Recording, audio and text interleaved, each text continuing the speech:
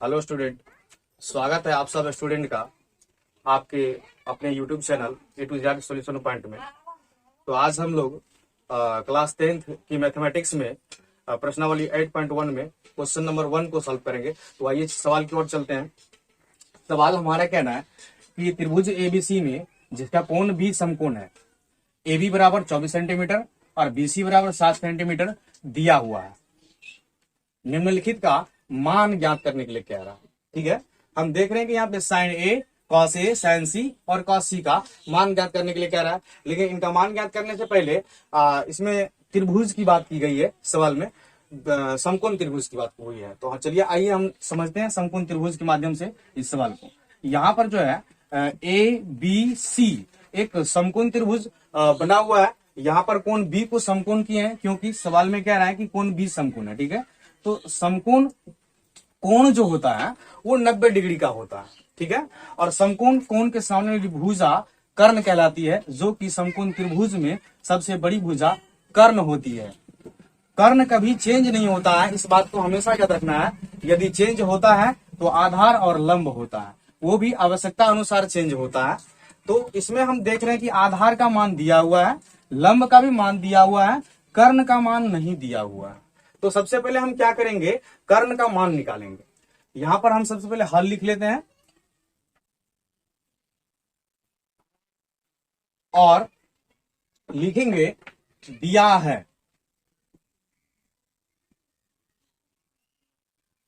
त्रिभुज A B C में कोण बी समकोण है।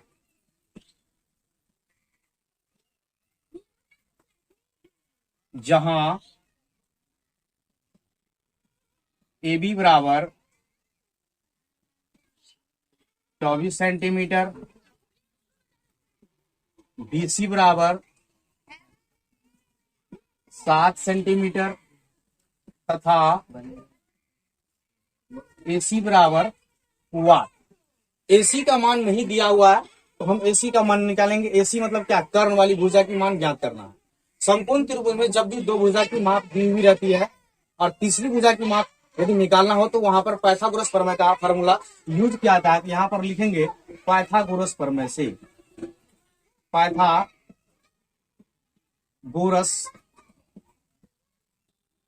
प्रमेय से।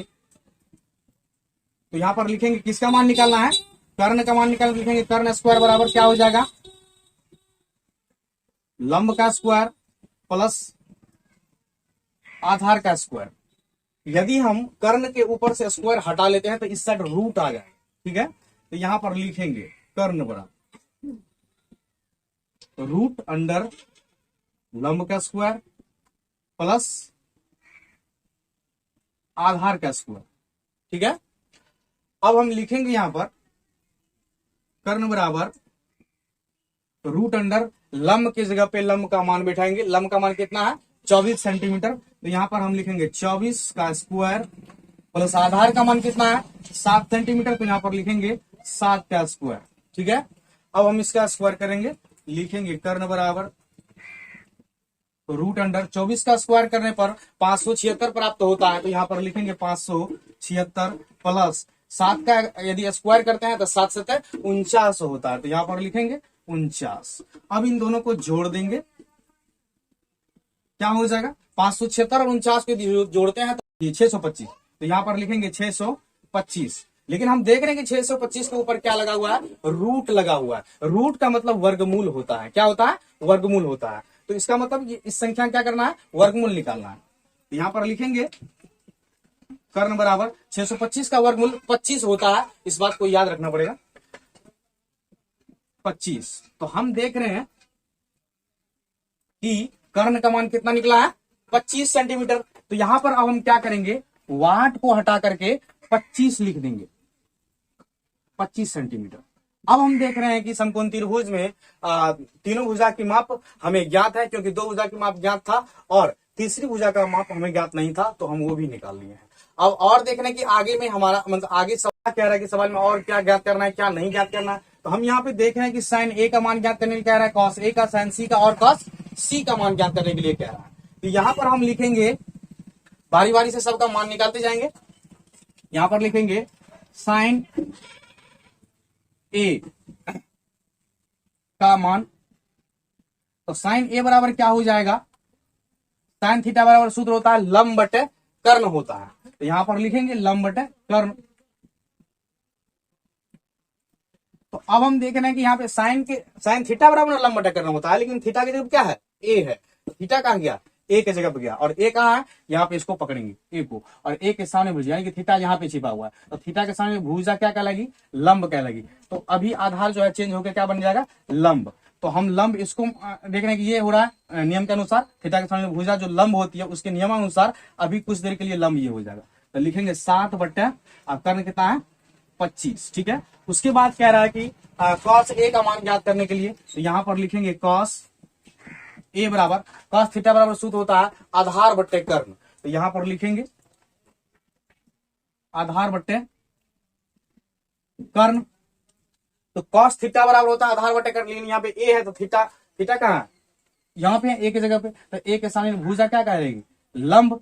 तो हम देख रहे हैं कि आधार बट्टे कर्ण होता है, तो आधार तब ये हो जाएगा, ठीक है। तो आधार बट्टे कर्ण यानी कि 24 बट्टे 25, तो यहां पर लिखेंगे 24 बट्टे 25। उसके बाद कह रहा है कि साइन सी का मान ज्ञात करने के लिए, तो यहां पर लिखेंगे साइन सी बराबर, तो वही फॉर्मूला लागू है, साइन थीटा बराबर लंब बटे कर्ण, तो यहां पर लिखेंगे लंब बटे कर्ण। लेकिन एक चीज देखेंगे कि यहाँ पे साइन सी कह रहा है, थीटा की जगह क्या है, सी है, तो हम सी को पकड़ेंगे, तो सी को पकड़े तो यहाँ था, सी के सामने भुजा क्या हो जाएगी, लंब, तो अब लंब ये हो गया, ठीक है। तो देख रहे हैं कि लंब बटे कर्ण अर्थात 24 बटे 25 हो जाएगा, इसका 24 बटे 25 हो जाएगा। उसके बाद हम देख रहे हैं कि कॉस सी का मान क्या है ज्ञात करने के लिए, तो हम क्या करेंगे, यहाँ पर लिखेंगे कॉस सी बराबर, ठीक है। तो सी को पकड़ेंगे, सी है तो सी के सामने भुजा लंब, तो यहाँ पे क्या हो जाएगा, कॉस सी बराबर, यानी कि पहले सूत्र लिखेंगे आधार बट्टा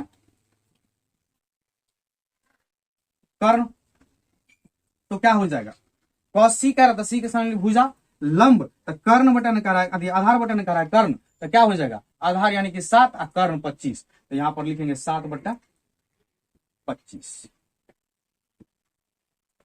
सवाल हमारा बनके तैयार है, रेडी है। इसमें हम देख रहे हैं कि जो चीज ज्ञात करने के लिए कह रहा था, जैसे कि साइन ए का मान, तो साइन ए का मान कितना निकला 7 बट्टे 25, कॉस ए का मान कितना निकला 24 बट्टे 25, साइन सी का मान कितना निकला 24 बट्टे 25, और कॉस सी का मान कितना निकला 7 बट्टे 25। बस यहीं तक हमारा सवाल कह रहा था निकालिए, जो ज्ञात करने क्या था हम ज्ञात कर चुके हैं। यदि आप लोगों को वीडियो अच्छा लगा हो तो चैनल को सब्सक्राइब करना और लाइक करना ना भूलें। जय हिंद, जय भारत।